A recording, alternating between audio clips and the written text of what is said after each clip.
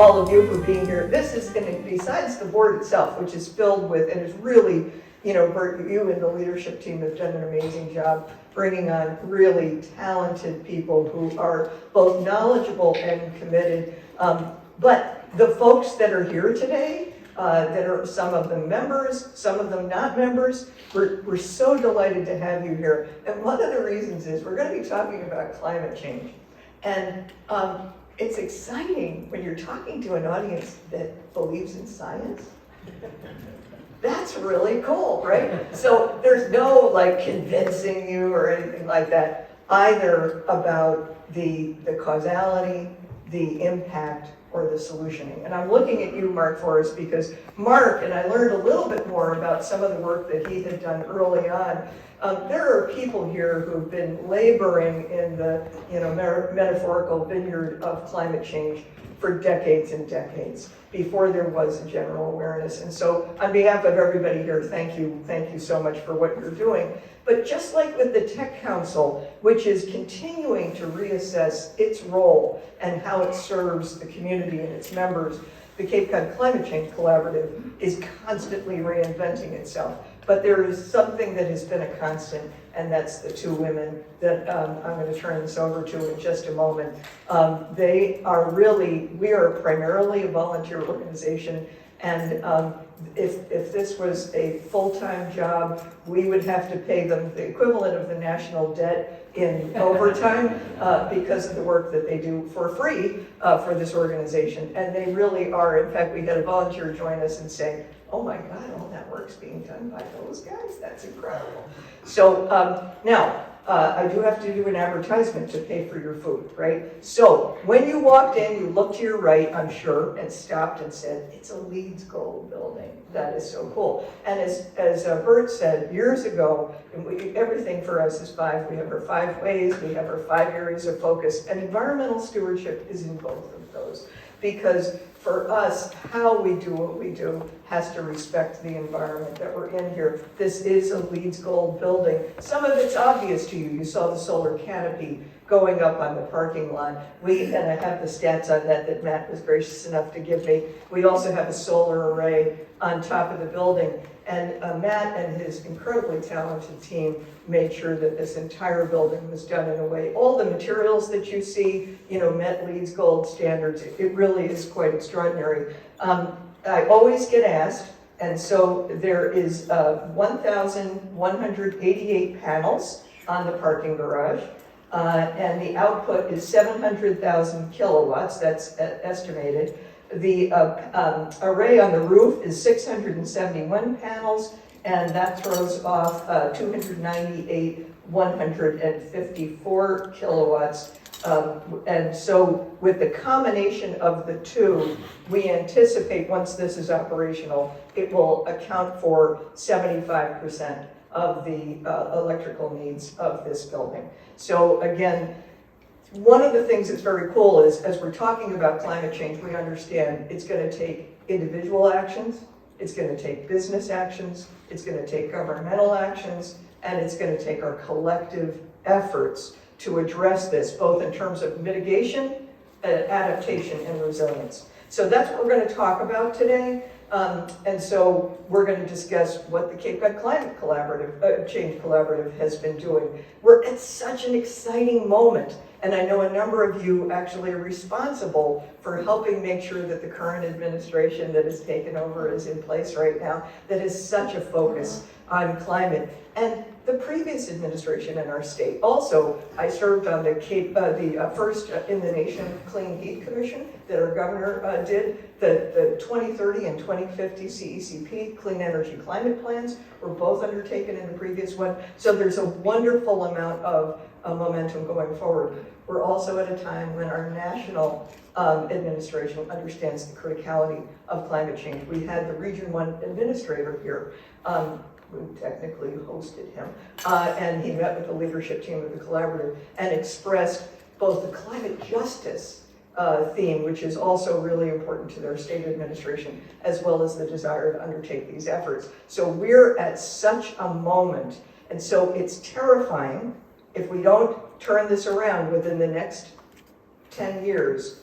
We're literally toast, but it's exciting because technology is going to be an essential part of solutioning relative to this crisis. So with that, and I threw that in because you are the Technology Council, I'm going to turn this over to my colleague. So Fran, I'm going to turn this off and turn it over to you.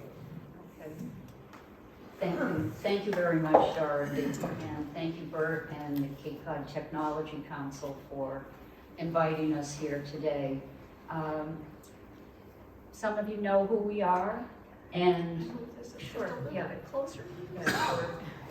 and others may not know anything about us.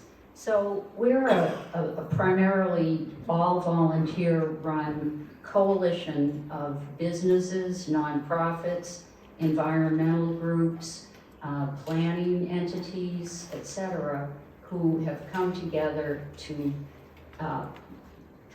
marshal our forces to do whatever we can to combat climate change. And our mission is to reduce the ways in which the Cape and Islands region contributes to climate change and to protect the region from potentially devastating impacts. We were inspired by the Paris Climate Accord in 2015. It took place in 2015. It was signed in 2016. We were formed in 2016. For those who are not familiar with the Climate Accord, it was the first time 196 countries, leaders of countries, came together and formed and supported a common strategy to cut the greenhouse gas emissions that cause global warming. So each country has set its own limits, emission reduction targets, and reviewed them every 5 years, and people are familiar with COP27. That was the 5-year review time. So why do we do this? As I said, we're largely volunteers. I personally am not a subject matter expert in climate change. I'm an activist by heart, and I care about our region, and I know everybody here does.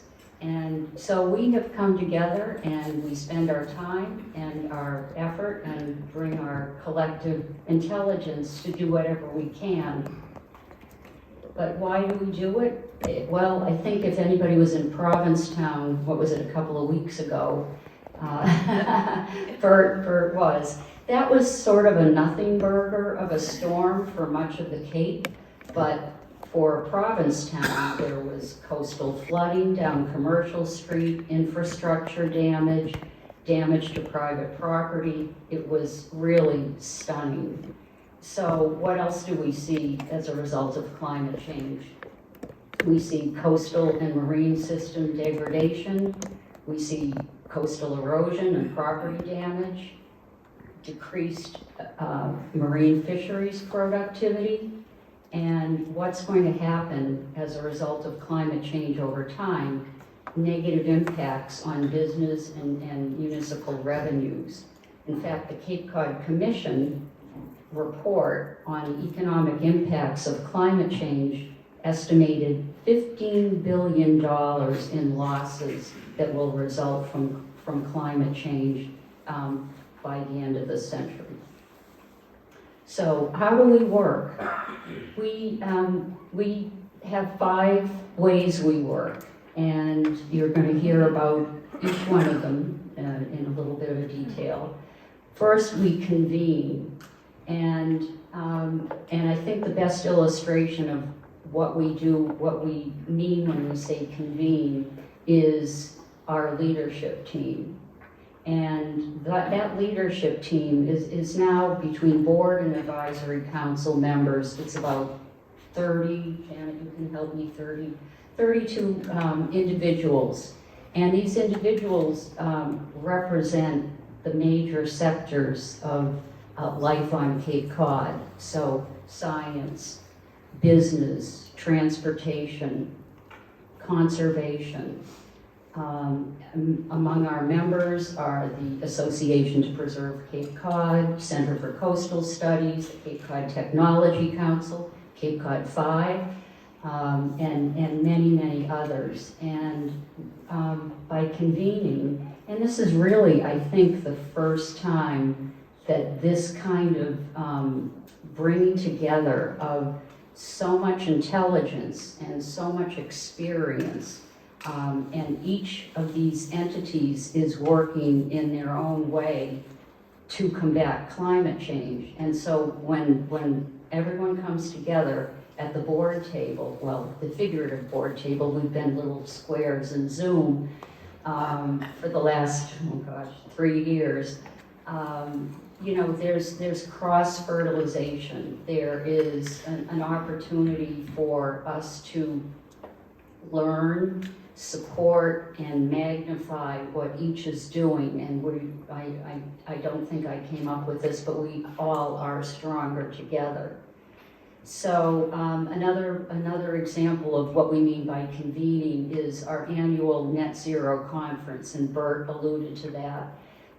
This past year, our virtual conference, we had over 700 registrants and participants in Net Zero, and we've convened climate leaders from across the world, from across the country, from across the state, the region, and local communities on Cape Cod. And this was our 5th year, I believe, of doing these Net Zero conferences. So that's good. So communicate. What do we mean by communicate? If you haven't, I'm an inveterate name taker. We prepare a bi-weekly newsletter. I hope you, if you haven't gotten one of these, you'll pick one up and sign up for our newsletter. And we really want to model what's happening around the region, but also what's happening around the globe as far as climate change and what is it going to mean for Cape Cod and the islands. I mentioned the Net Zero Conference. We also have a very vibrant website, and we use that as an opportunity to promote the work of the mission-aligned work of our strategic partners and local citizens. So we're always interested in good local stories. We also do webinars and presentations, and we've had hundreds of people attracted to these presentations from not just the region, but across the Commonwealth and beyond. So and we will be doing more of those and collaborating. I think I've touched on that, but you'll hear more about this from Janet. One of the things that we've done is establish the Climate Action Network for Massachusetts, for Cape Cod and the islands, for local communities to understand what they can do on the local level to, in their own communities, to educate and activate people. Advocating, that's 4th of our 5 pillars. We provide public comment on legislation and projects, proposals that are related to the climate crisis. We provide testimony at public hearings. We prepare position papers, and we circulate these, either in a press release or on our website, newsletter, etc. And Dorothy, I know, will speak to this a little bit later. We mobilize for state and federal resources to be directed to address the climate crisis on Cape Cod. And finally, we activate, and I may have already said this,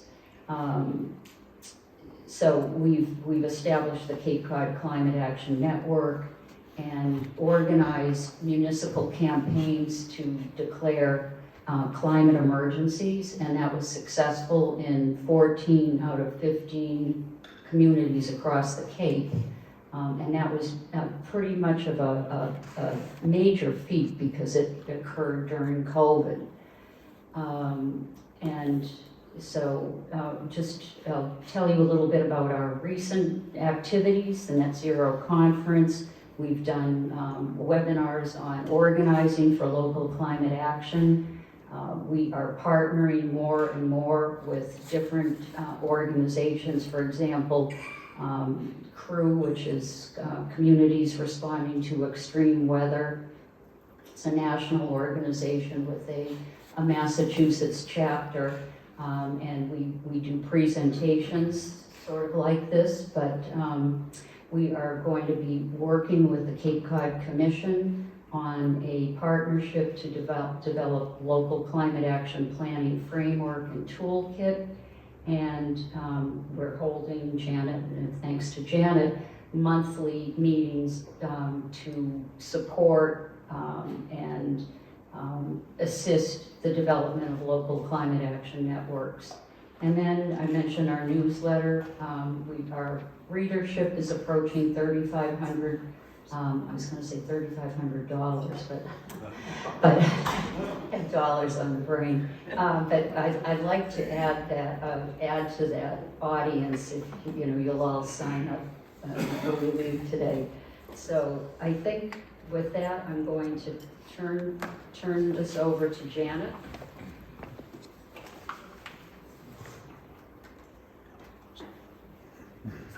That works for me. Yep, that's good. Thank you, Fran. So, as Fran said, we know that the impacts of climate change are here. We already see them. They're happening today. They happened last week.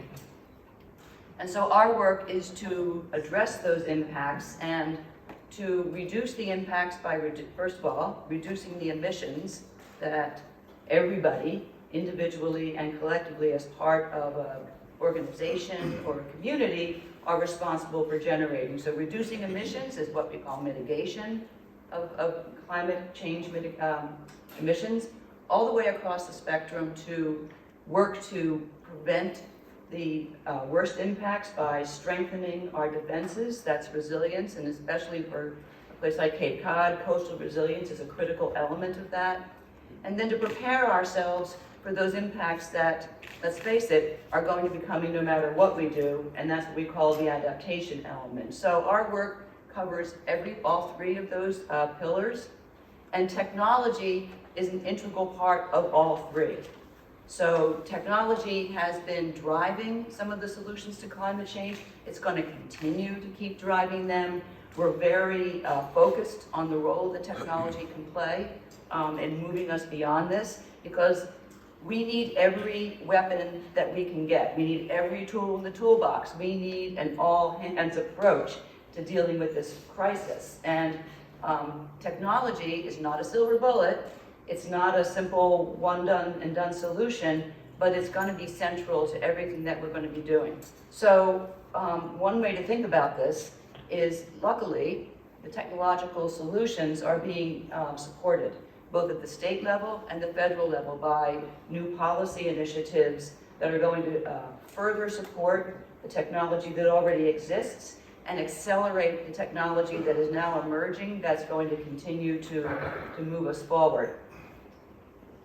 So on the state level, the Massachusetts Clean Energy and Climate Plan, which was released in November, I think, or early December, it goes, we're all familiar with the fact that it sets emissions limits that the state has to hit by 2030 and then again in 2050, but it does it through a whole system of subsidies and funding for different efforts to support those, to reach those goals, and it divides it into a couple of categories, and it's helpful, when you're thinking about the problems, they cross everything, and the solutions similarly will cross all parts of the social and the economic and the political spectrum of our lives. So the state has divided into these 5 categories. We're going to look at how technology has already been working in some of these. We're going to hold on industry because that's not particularly relevant to Cape Cod, but so for example, transportation is particularly relevant because here on Cape Cod it accounts for 56% of our emissions, and that's because we don't have heavy industry. So getting a handle on and reducing the emissions that are associated with transportation is probably the most significant thing that can happen on Cape Cod.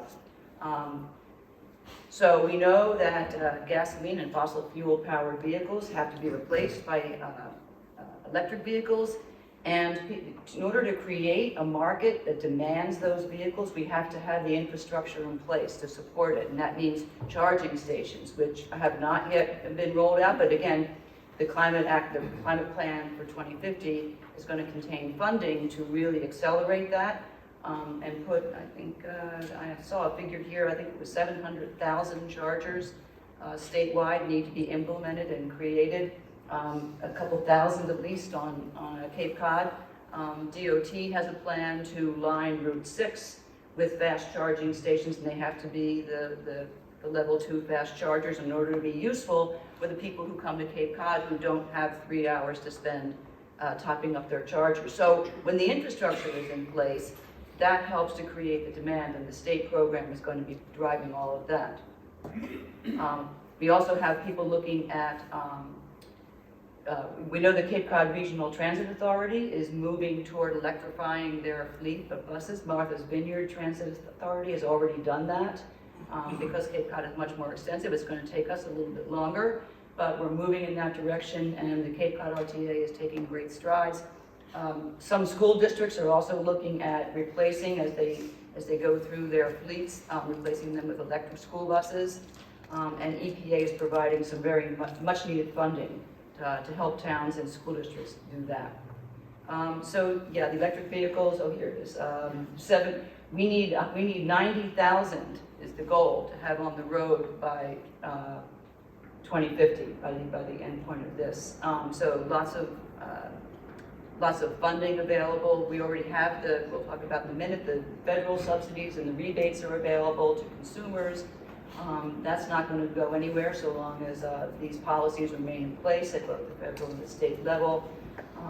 And driving demand is also, you accelerate that demand by reducing the costs associated once you purchase the vehicle by operating it. And the information is readily available now and will become more detailed as we go forward in terms of the overall cost savings to the consumer of driving an EV versus a fossil fuel vehicle.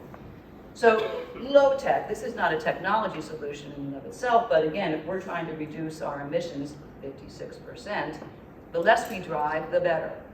So there's state funding is available in the plan to help municipalities do more toward making their roadways more pedestrian and bicycle friendly, producing electric bikes to allow people to move around that way.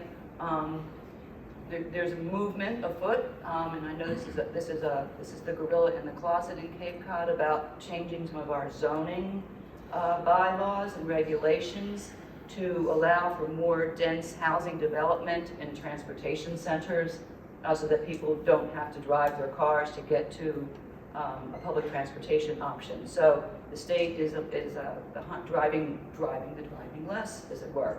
The second pillar are buildings. This is the second the second sector that is responsible for most of our emissions. It's about 30% statewide.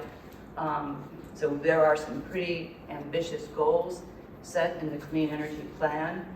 We need to be 28% below our 1990 levels in 2 years, and 47% by 2030. That's only 7 years down the road. So buildings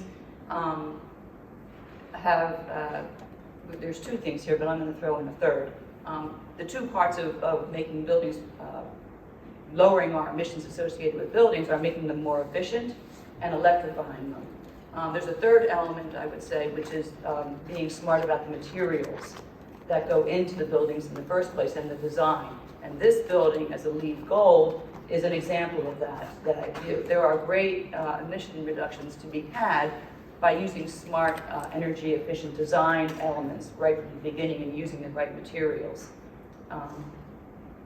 Energy efficiency. So, this really is the low-hanging fruit of emissions reductions. This is no cost, it's easy. The state is providing as much financial support as one could hope. People are beginning to move in this direction, and that movement is being accelerated by the the data that's coming out that shows that there are real economic benefits to be found on the individual level, on the community level as well, by making buildings more energy efficient. Our partner, the Cape Light Compact, this is at the heart of everything that they do. They provide assistance and support to residents and to businesses alike in having their buildings audited and reviewed for their efficiency and providing them some solutions to make them more efficient. And technology is part of those solutions. As we know, we have LED lighting. There are now smart thermostats and smart plugs and power strips to make the building even more efficient. The other part is the electrification, obviously. We need to get every building off of fossil fuel power for heating, cooling, and electrify that. And doing that now, you know, the people tend to say all the time, well, you know, that's all very well and good, but if your power source is coming from a coal-fired or natural gas-fired power plant, then you're not really moving the needle at all. But the point is, if the buildings now are electrified so that all of these systems are electric, when the day comes, and it's coming, that our power generation is renewable, then you are in place to move toward a, not just net zero, but a total zero emission situation. So electrification is the first step. Getting off of fossil fuel driven systems and onto electric will get us there as quickly as possible. And the state programs are now focusing on some of the harder areas of this, which are tenants in multi-family buildings. Landlords had not been much incentivized to do that switch over, to switch out their heating and cooling systems, to switch out appliances, but the state is now making funds available and supporting those programs to bring that electrification effort to multifamily buildings, to low-income residents, to tenancy. So it has to happen, it's happening pretty quickly. So, as I was saying, electrical supply. So right now, electric supply accounts for 20% across the state. This plan calls for reductions of 53% by 2025 and 70% by 2030. So it's obvious the electricity generation has to come from renewable sources. And again, both the state and the federal policies that are now in place are going to provide much more support for that effort to transition to clean energy generation. And so solar and wind, they've been around for quite some time now, but the development is accelerating, which is great. The costs have fallen by an average of 80% since 2009. So as the costs have, obviously as the costs drop, the demand rises. And they are now much, much cheaper overall than any kind of fossil fuel power generation. Here's an example for buildings, especially for large, this is more of an urban issue, but when you have buildings such as this one, you have solar panels on the roof, but you can do more, you can do better. There is now glass available that integrates solar photovoltaic systems into the transparent glass itself, so that the glass that you look out of is actually also capable of capturing solar power and generating power for the building from that. That's a technological innovation that has come up in the last couple of years and is now being adopted.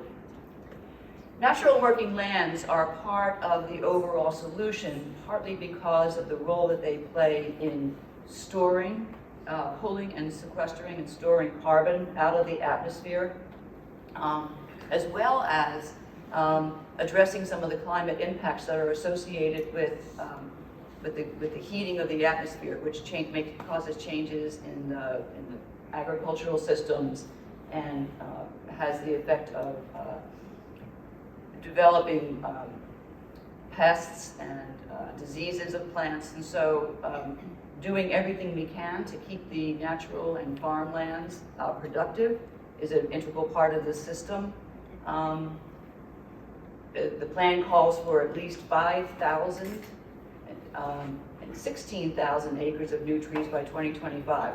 It's also, this is similar to the commitment that has been made at the national level And after the Montreal meeting of the biodiversity conference a couple weeks ago, the UN biodiversity conference adopted the goal of, it's called 30 by 30, if you haven't heard that. It means 30% of our land should be preserved and conserved by 2030, 30% by 2030. It's a very ambitious goal, but the United States, the Biden administration committed to that goal earlier in its administration, earlier in 2022.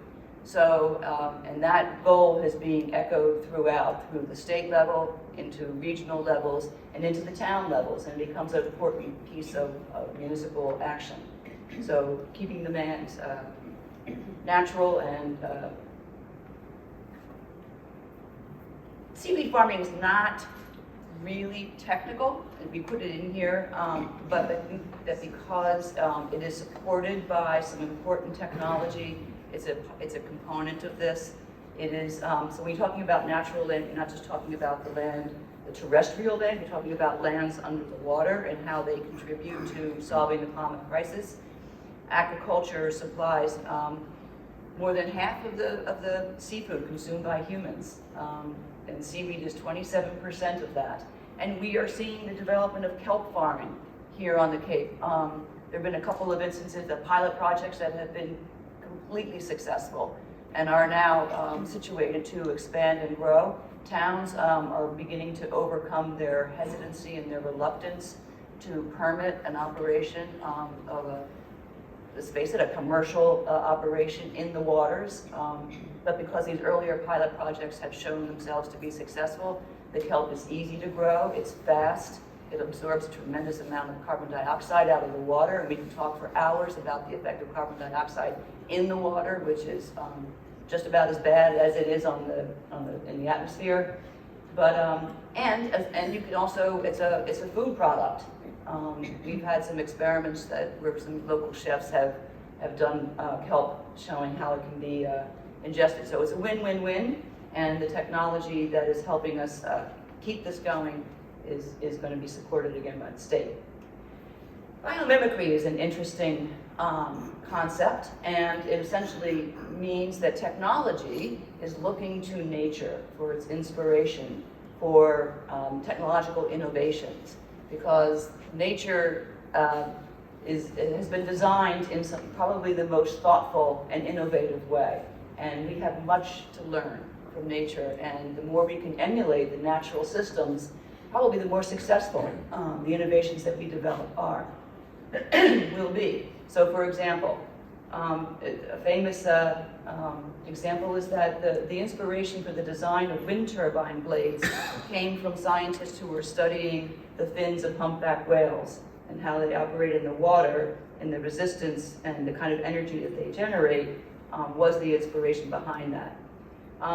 Another interesting example is an architect in Zimbabwe studied termite hills. If you've ever come across any of those, they can be really intimidating looking, 4 or 5 feet high, and most people back up, but he instead dove into it and discovered that because of the way that the termites design it, the interior temperature is kept at a set number.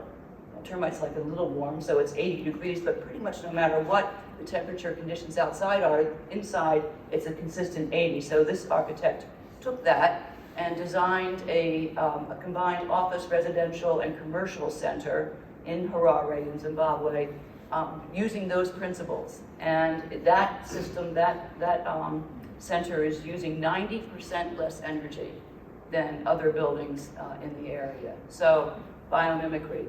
Learn what we can from nature because it's our best teacher.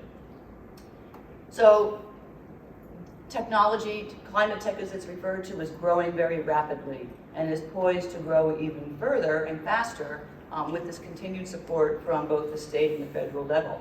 So in the 3,000 new climate tech startups was 2019. 2020.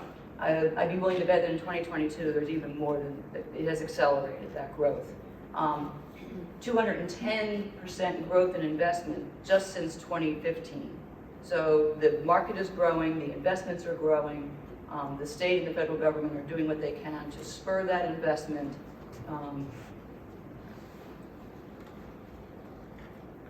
And a couple of quick examples of the emerging technologies. You had Dan Wolf here last month to tell you all about electric planes. This is really very exciting. Cape Cod, as I'm sure he said, is probably in the sweet spot for deployment of electric transportation and aviation because of the routes that Cape Air flies. So that's going to be getting some needed support. Hydrogen ships are already starting to operate in tests using hydrogen fuel cells as their power source.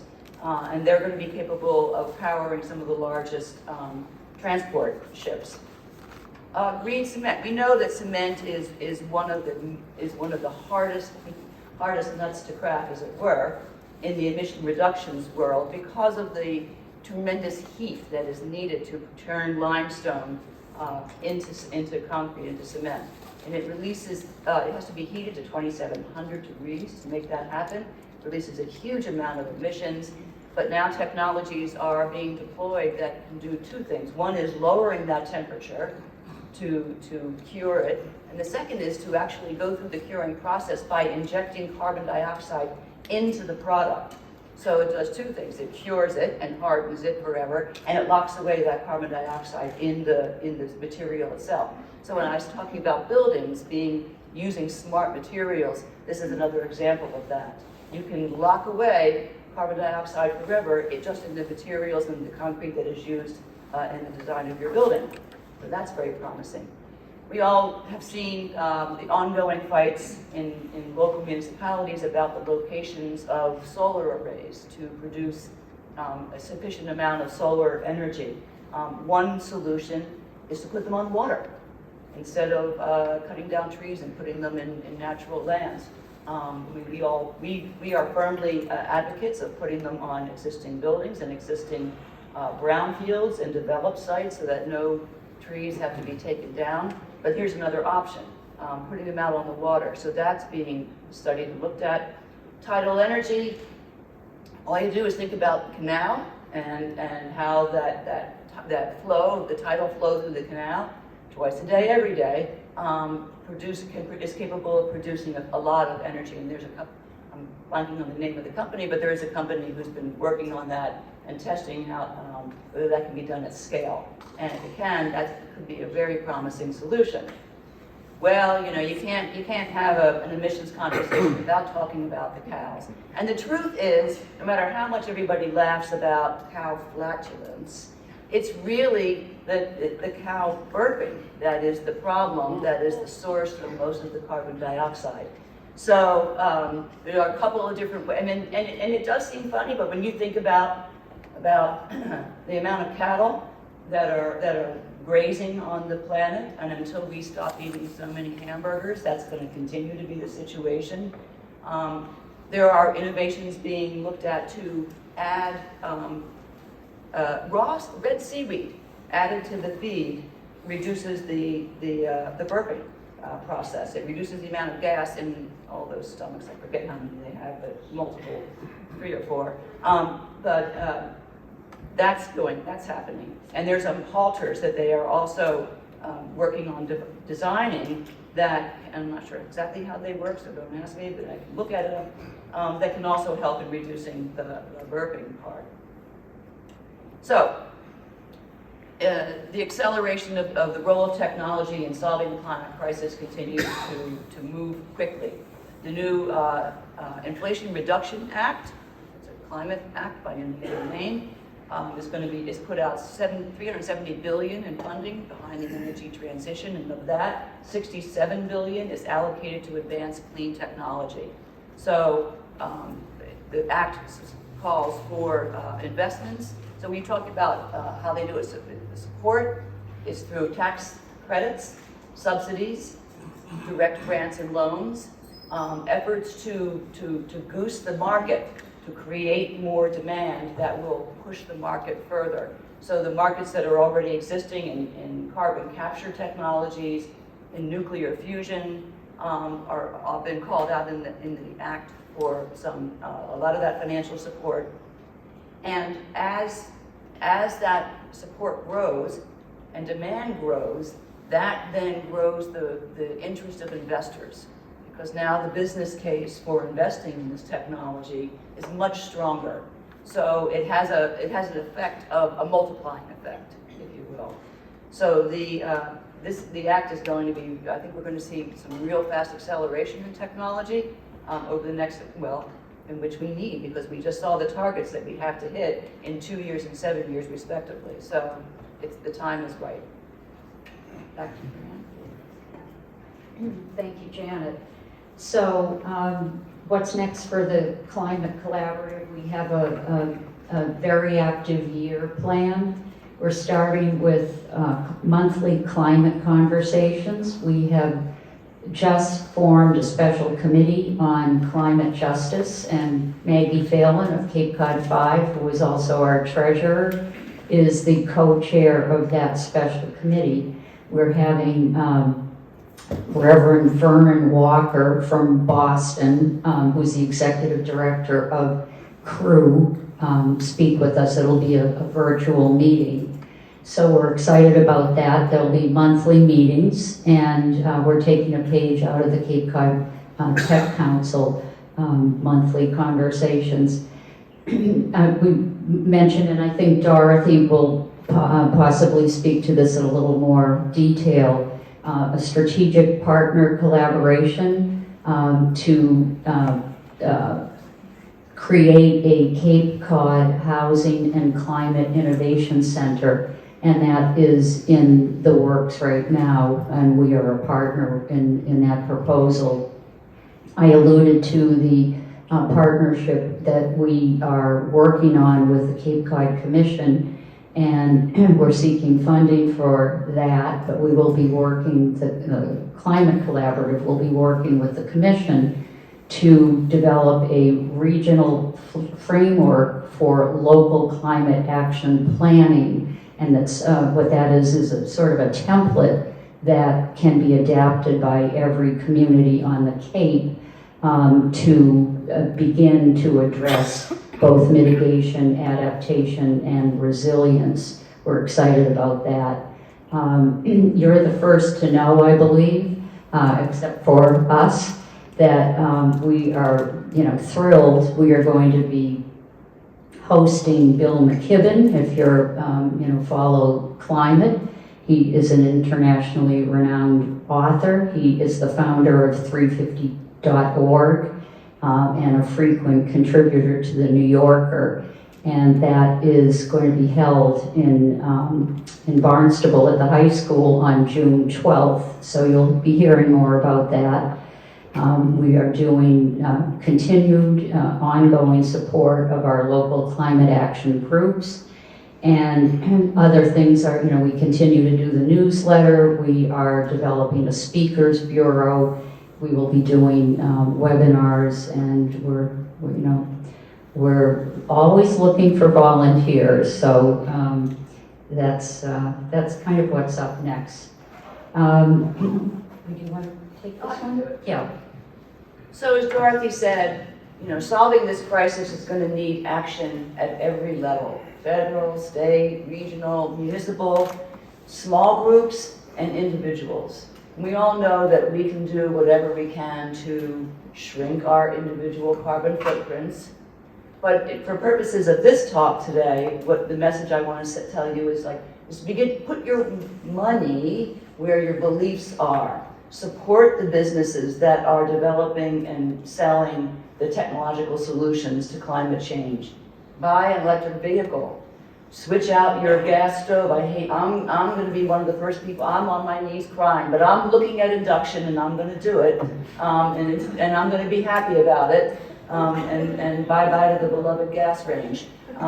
We have to put a heat pump in your house to heat it and cool it. Begin making all of these efforts.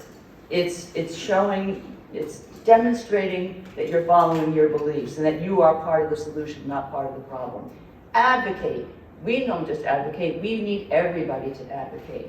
And so that means writing letters, or writing comment letters, putting in positions on pending policy changes at every possible level, writing letters to the editor. In your municipality, advocate. It comes down to 3 simple things.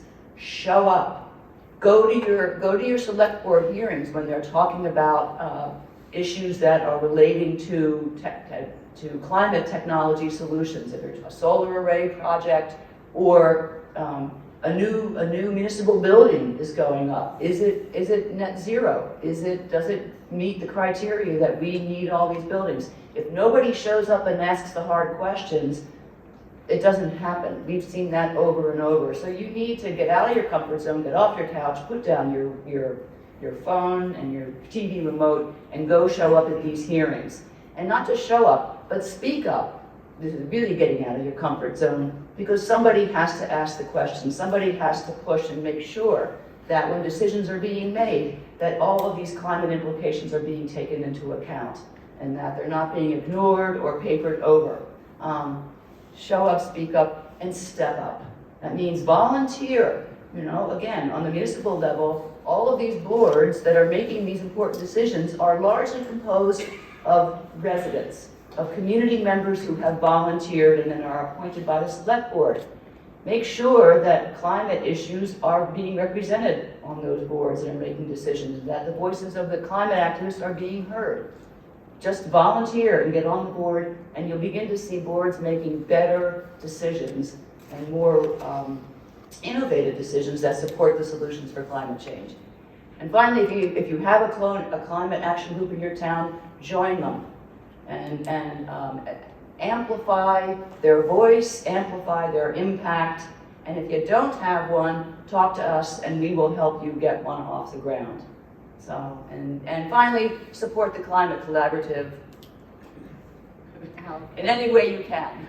So just to conclude, there are many ways you can get involved. Visit our website, sign up for our newsletter. I always have my green visor on. You can donate. There's a button on the website. It's very easy. Thanks to Fran. Yeah, and we're, as I said, we're all volunteers, pretty much.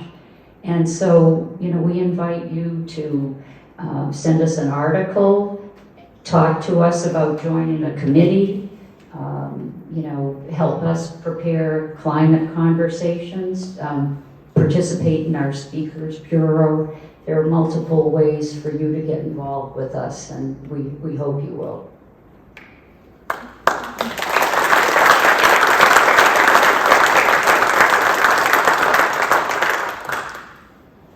So you can see, okay, hold on, just if I could just say how privileged I am to work with these climate leaders. So go ahead. Yeah, my Here, and I'm going to bring you the microphone so people can hear your question. Yeah, my major concern is worldwide CO2 emissions. And CO2 accounts for 70% of the greenhouse gases emitted in the world. The big problem is, I gave a paper a couple of years ago in our Chemical Society meeting on decarbonization of CO2. And one of the things I found on the US EPA website was a nice chart which showed worldwide emissions of all the different countries. And the problem is China accounted for 55% of the CO2 produced in the world. The US accounted for 2.5%. And what they eliminated that website, and what they put on there was 2014 emissions of CO2. And there's only about a factor of 2 between China and the US. Now there's a factor of almost 25 times. And what's the cause of this? China has between 2014 and 2018, China has added between 100 and 150 coal-fired power plants. They're adding 1 or 2 power plants every year, and coal-fired produces about 4 times the amount of CO2 that a gas-fired power plant does. And the big problem is, with the Paris Accord, China hasn't committed anything until 2030. And they don't say what they're going to do in 2030. And it's also considered a third world country. And it's got the second largest gross national product of any country in the world, and they consider it a third world country. So the big problem, one of the big problems we have with CO2 emissions and greenhouse gas emissions I'm sorry, is what was your China. question? I'm just making a statement. It's not a question. I mean, we have to do something about China, or it's not going to affect our CO2 emissions here, even on the Cape. Because that high level of CO2 will eventually hit us. And nobody's really talking about that. So that's my concern. Thank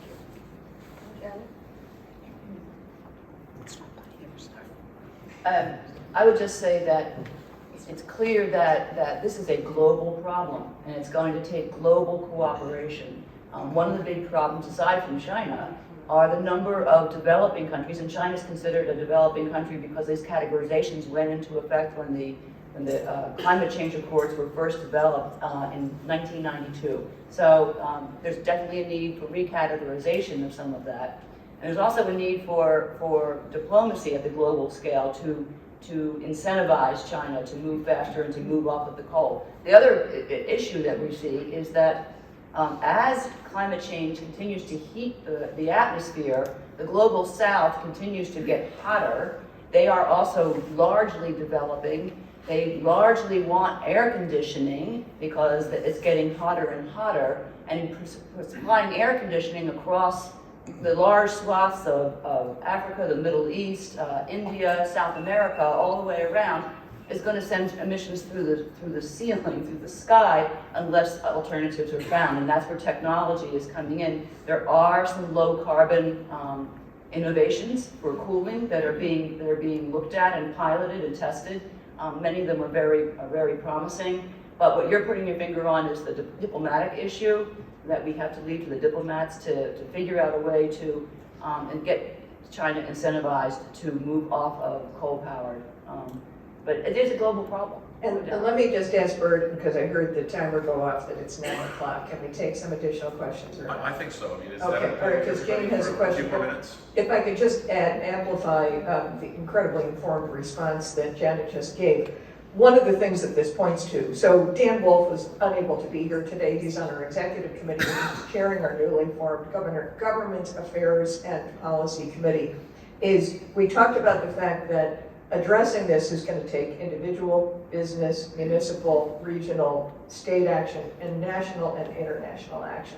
And so at the end of the day, the question is, do you do nothing because China and India and stuff are not comporting with the guidelines, or do we do what we can do and then use activism by supporting state and national administrations that are going to negotiate on an international basis to try to advocate for necessary emissions, the introduction of appropriate technological innovations.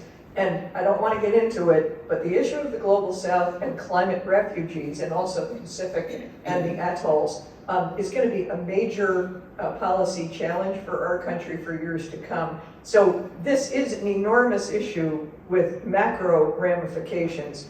And we're not saying don't pay attention to those, we're saying advocate heavily for national and international efforts that are working to address that. So your point is extraordinarily well taken. Jane, I'm going to run to you with the microphone if I could.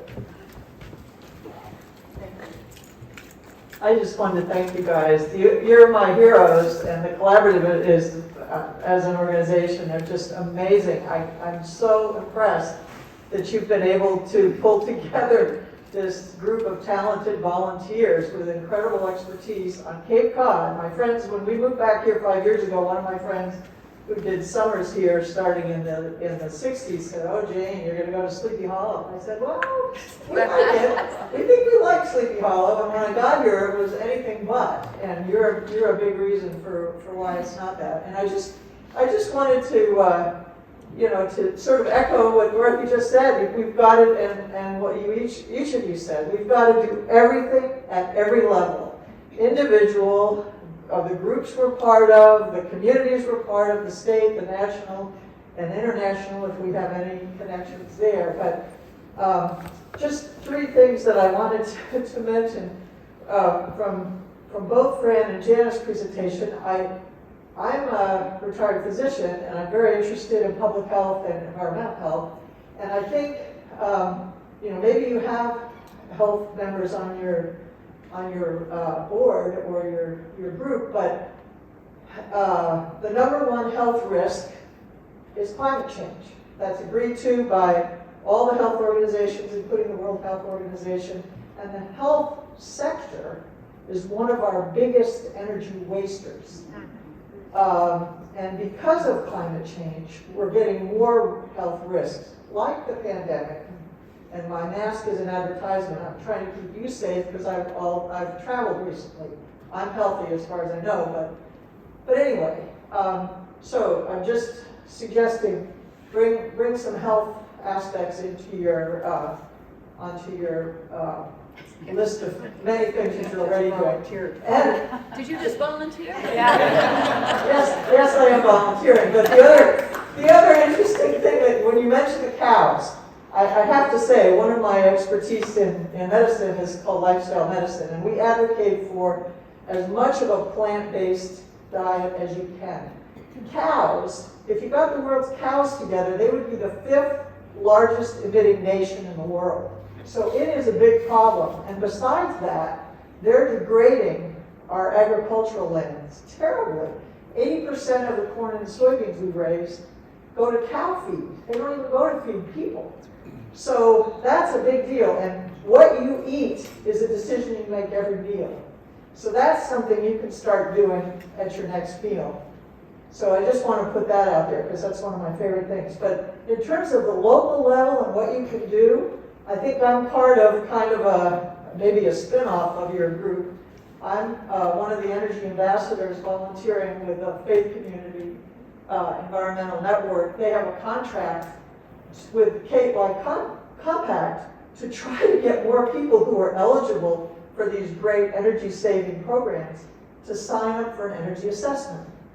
And not everybody is connected as we are, and so the strategy is we're going to start meeting through churches after church services, and have something called an energy cafe. And I have a handout if people are interested, or if you'd like to volunteer your church to sign up for one. But we're starting actually Sunday at the Unitarian Church of Barnstable. We're going to have the first one.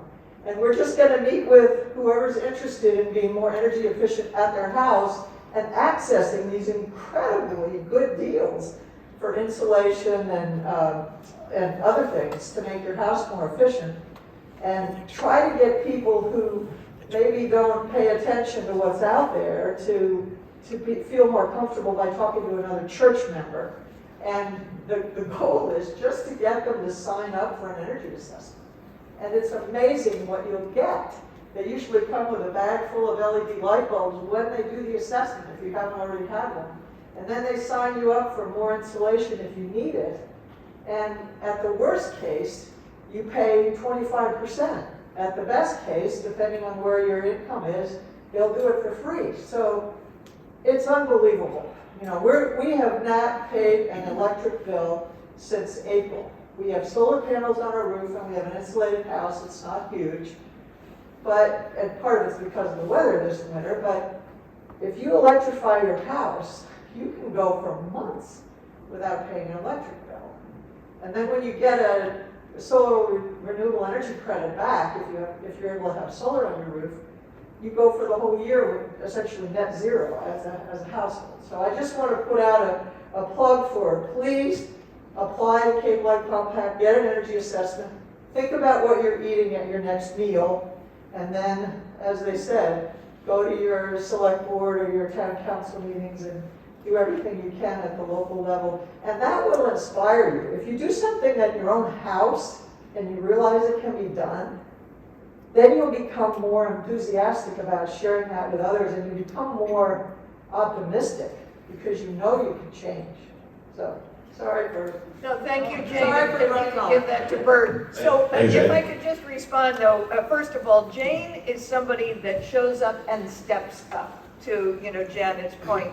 Jane is actually featured, since you mentioned net zero, in our net zero conference, which you can, from November, but you can actually go to our website and you can view all of the sessions, and she was one of the most favorite sessions. People really enjoyed her presentation. She even had cartoons. It was wonderful. So I encourage you to do that. In terms of health, Fran has already taken a note and you're conscripted, but both the Clean Heat Commission as well, it had healthcare representation. But one of the things that you'll note about the Healy-Driscoll administration in terms of the appointment of the climate czar is that they indicated that they would work across all, the climate was actually a cross-cutting thing against all of the transition policy committees. So your point is extraordinarily well taken. Again, I know we've run out of time and let you run whatever you want to run, but go to our website and watch Jane's presentation. Great. Thank you, Jane. Ladies, thank you so much. How about a hand for this amazing team? Janet, Fran, Dorothy,